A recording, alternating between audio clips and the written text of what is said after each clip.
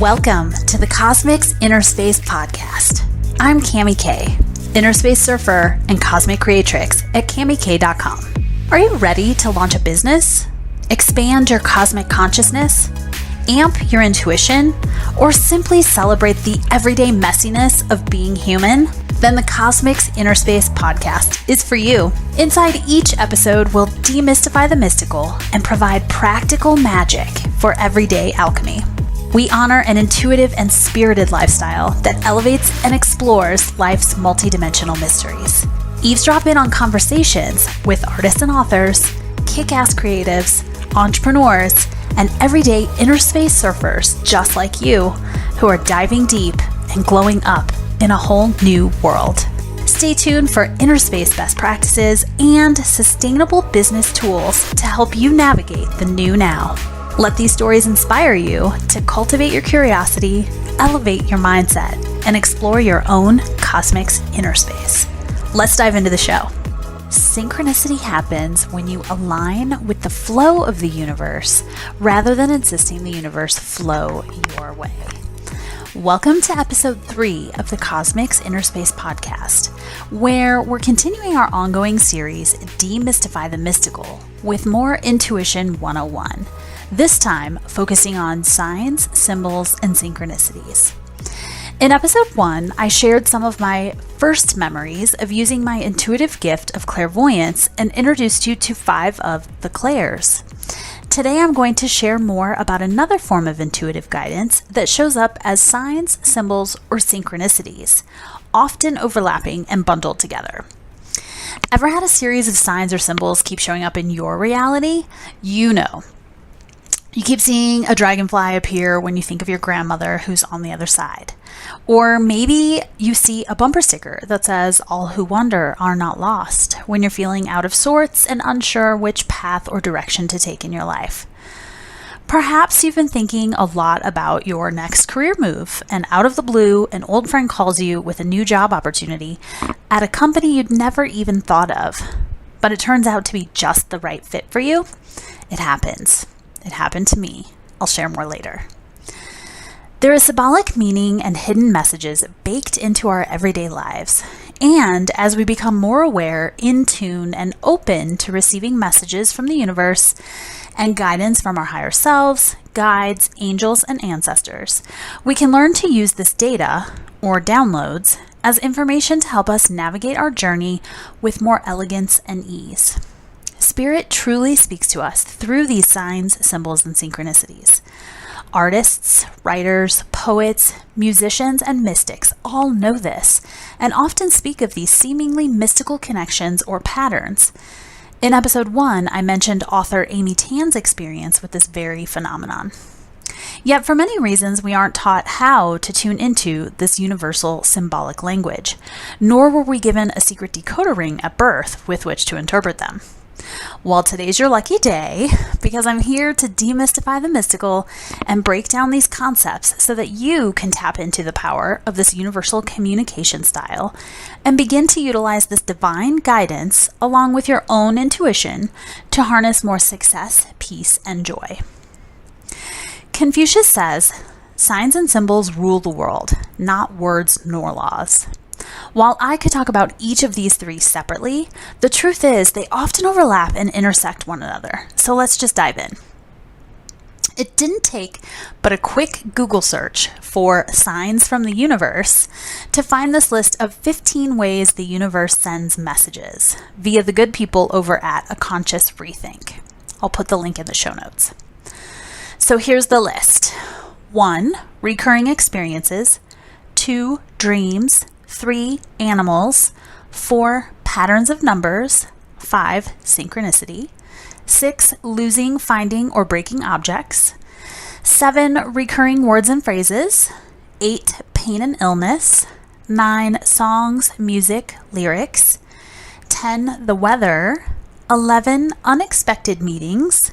12, emotions that are out of place. 13, unusual new words. 14, smells, and 15, gut feelings. So let's dissect a few of these and share a few stories so that you can be on the lookout for these types of signs when they appear in your own life. personally, I go through phases where I have super intense dreams that I'm able to remember, and then long periods where I don't remember them at all. In fact, last summer of 2020, I had lots of highly saturated, vividly colored, and wildly fantastical dreams. Dreams are most definitely a way for the universe, our higher self, or our spirit and interstellar squad to get our attention and help us process issues or challenges from our waking life. I keep a notebook on my nightstand, or I'll open up the Notes app on my phone so that I can capture snippets of symbols, different colors, people who show up, or animals that appear in my dreams. Dreams are typically not literal, so use discernment when interpreting them. I'll usually Google any symbols for my dreams to see what those key symbols mean, and then piece together what it might be trying to spell out for me. For example, many people dream about their teeth falling out.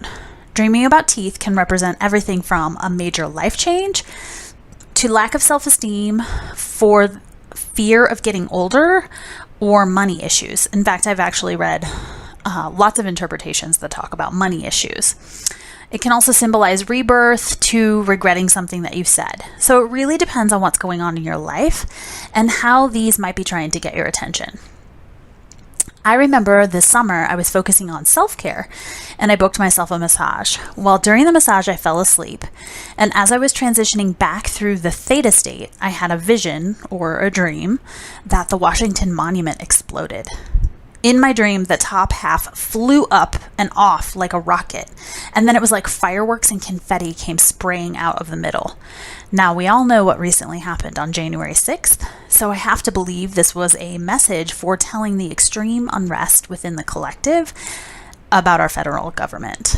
Initially, I was super freaked out by what I envisioned, but I didn't feel fear. I took it more like a heads up that things were going to continue to be explosive in our old, outdated systems, structures, and paradigms. Animals are often messengers, and I encourage you to dive deeper into their individual meanings if they're showing up for you, either in your waking life or in your dream state. One site that I love is whatsyoursign.com. I've learned so much over the years from the site's creator. Her name is Avia Venefica. I hope I'm pronouncing that right. Avia, or Avia, contends the universe and all of its contents is a sacred energy that uses organic symbolism as a platform for expression. On her site, she says, the divine is always communicating with us. Its language is symbolic. So be sure to check out her site, and maybe I'll even reach out to her to have her on a future episode and talk more about this rich topic. There's tons of information online about repeating numbers, so I won't dig into that too deep here. Just Google angel numbers and you'll be guided to all kinds of information regarding repeating numbers.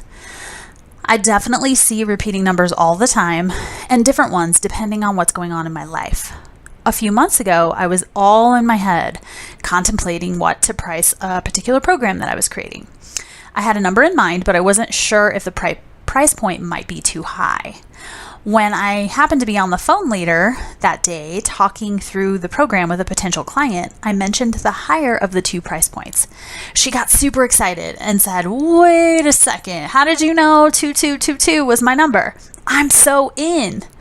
So I wasn't even formally pitching the program to her. I was simply talking her through the modules of the course and potential pricing options. I had no idea she'd resonate with the number. So that helped clarify for me that initial instinct to price the program at that number was totally a ding ding, we have a winner. Number 7 on the list of signs is recurring words and phrases. Okay, I've got a pretty big one that honestly was the catalyst for my leaving my job after 8 years at ASU, selling my house in Phoenix, and then moving to Prescott, Arizona, which I'd only visited once or twice for day trips. I'd never even spent the night up here or spent more than a handful of hours. So I'll try to make this long story short. Beginning in February of 2016, I had a massive flare-up with tummy issues. Now, I've had tummy issues my whole life. Doctors have told me as early as high school that I had IBS and acid reflux, and I'd been on and off several meds over the years. Symptoms would come and go, but in February of 2016, it was literally like a faucet turned on, and I was going to the bathroom 24/7. And it wasn't pretty. I won't get into the details. This continued all through 2017, where I visited numerous doctors and specialists, and no one could diagnose my issue. I'll definitely record a separate episode related to my medical mystery story, but eventually in the spring of 2018, I was diagnosed with Crohn's, almost a full 2 years after the intense symptoms began. By that time, I'd lost 30 pounds in 3 months, from January to March of 2018, because my body hadn't been absorbing any vitamins, minerals, or nutrients for the past year, and my systems were actually starting to malfunction and shut down. While I loved working at ASU, I loved my job, and I loved the people that I worked with, I had to finally admit that the stress was too much for what I was going through. And then I started to see the word slow flashing like a neon sign in my mind's eye. It would happen at the most random moments, but often while I was at work or navigating through random errands around town, like running for groceries or grabbing essentials. It was like this bright neon sign flashing the word slow would just appear, and it would flash slowly. Finally, I asked my higher self, okay, what does this mean? And I got the message that I needed to leave my job. So then I asked, well, then what? And I got the hit that I needed to leave Phoenix. Now, this was a city that I adored. I had amazing friends. I had a great community. I had a house that I'd recently renovated and a new boyfriend. Honestly, this story also touches on numbers 8, pain and illness, 10, the weather, 11, unexpected meetings, 14, smells, and 15, gut feelings.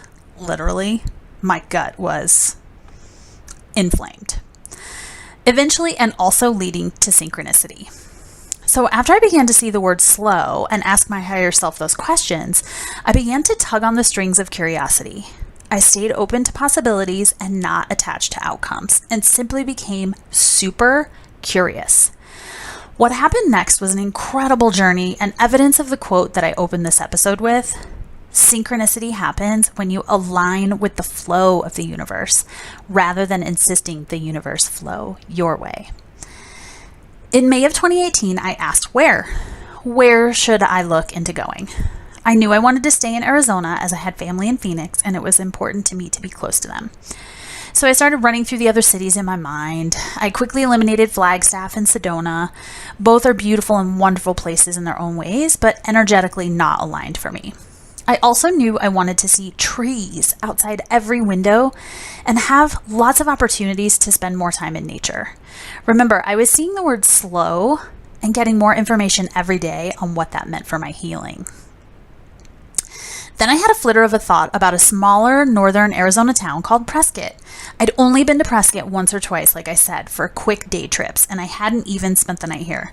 But I remember it always had a really grounded, chill, calming energy, and it was filled with pine trees. Then I had a flash that a friend of mine in LA had introduced me to one of her besties who I'd met once a couple of years ago, and she lived in Prescott. So I had the thought just to reach out to her to gather some information.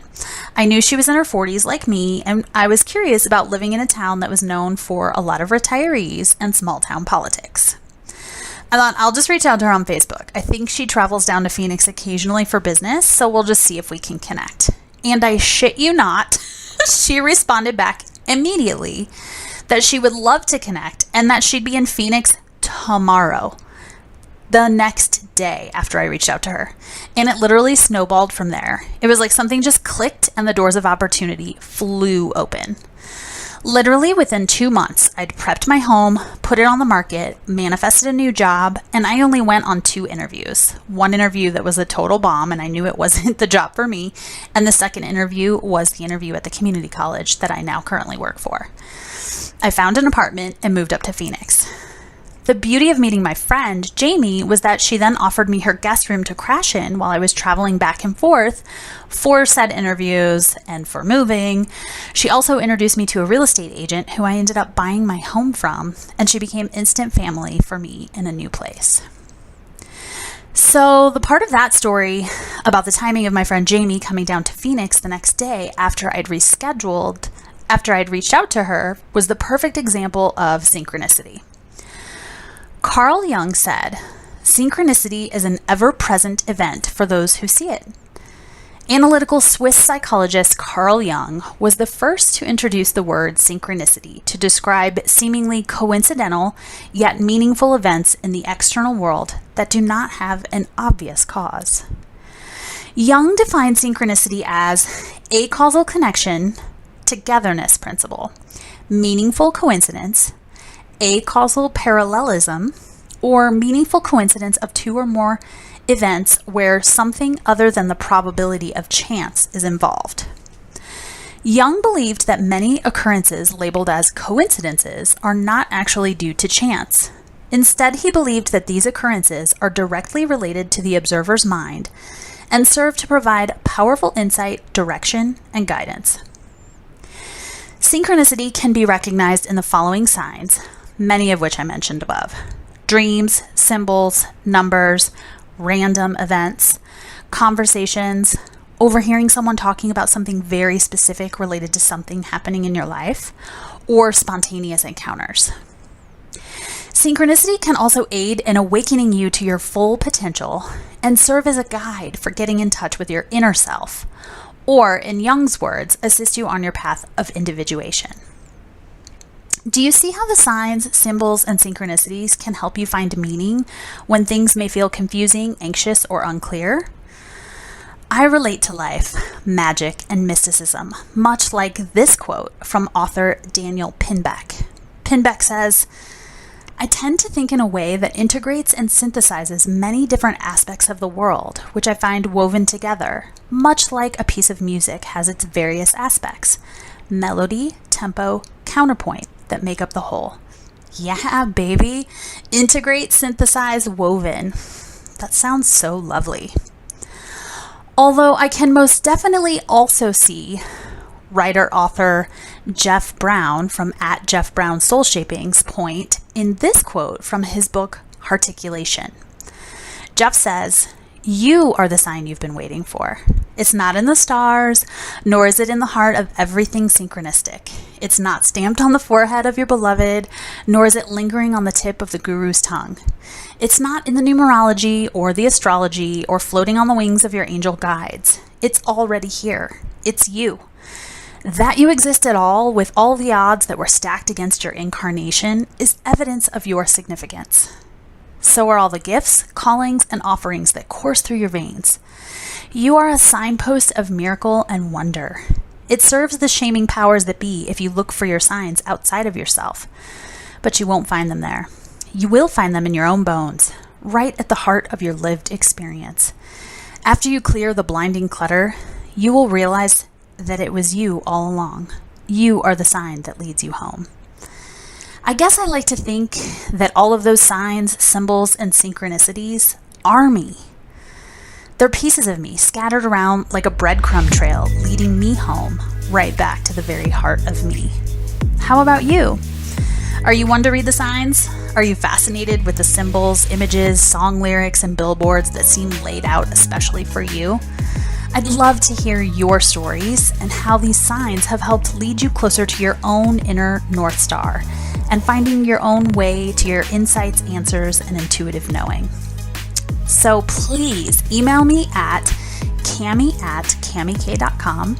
That's KAMMIE at KAMMIEK.com. Or even better, you can record a message or a question for future episodes on the Cosmix Innerspace Podcast page over at CammieK.com. And maybe I'll share one of your messages on a future episode. I can't wait to hear from you. Thank you so much for sharing your time and space with me today and for tuning in. If you enjoyed this episode of the Cosmix Innerspace Podcast, please leave a review on iTunes or go ahead and share this episode with a friend who might enjoy some of this juicy goodness. I'd love to stay connected with you. On Instagram, you can find me at CamiK.com. That's KAMMIEKDOTCOM, where I do share a lot more Cosmix Innerspace vibes on the Insta stories. And I'm at CamiKDOTCOM on the Facebooks. And of course, we can always stay connected via the Cosmix Innerspace Mothership over on the blog at CamiK.com. Until next time, I'm sending you stardust and so much love. Mwah!